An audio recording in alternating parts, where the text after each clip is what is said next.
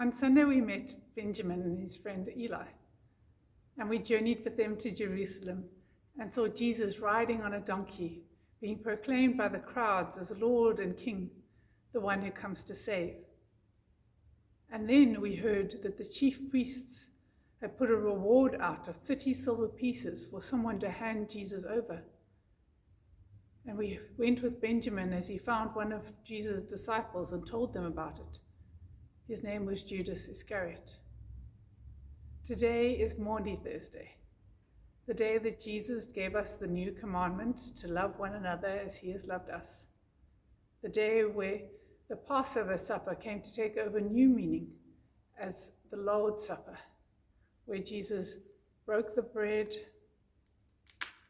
and lifted the cup, and he gave thanks to God, and then told his disciples, this was his body and this was his blood, and we are to do this in remembrance of him whenever we meet. And so we remember on this day. Let's go and see with Benjamin and his friend Eli what happened next. The next day, Benjamin was asked to help his aunt get ready for unexpected guests. They would be coming for Passover dinner. He went right to work carrying water jugs. Did you hear the guest of honor is Jesus? Said the servant girl. Benjamin's eyes opened wide. Imagine to serve such an important man. He must work hard and do his very best. Two of Jesus' friends came to help, and Benjamin listened as they talked of Jesus. They loved him so much. Soon Jesus arrived, and the supper began. If Benjamin listened carefully, he could hear some of their words. But what did Jesus mean when he said the wine was like his blood and would be spilled, and the bread was to be broken like his body? It made no sense. Then Jesus said someone would betray him. Benjamin smiled. He wasn't worried.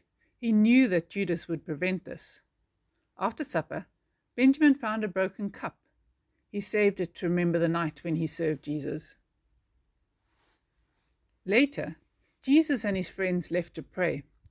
Benjamin wanted to pray too.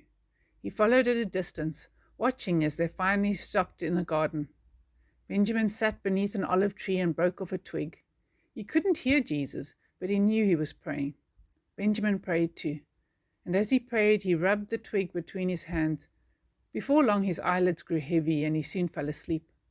Loud yelling startled Benjamin. He leapt up in time to see soldiers taking Jesus away. Stop, he cried. You can't take him. He hasn't done anything. Shh, boy, said one of Jesus' friends, holding Benjamin back. What's wrong? Demanded Benjamin. Why are they taking him? They want to question him. Benjamin pulled away. Why didn't you stop them? But the man just shook his head and walked away. All Jesus' friends were gone now. Benjamin saw the smooth twig in his hand. Dear God, please take care of my friend Jesus, he prayed as he walked.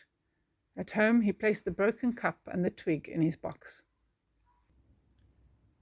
Join us again tomorrow as we see what happens in the rest of the story. What happens after that evening when Jesus was praying in the garden.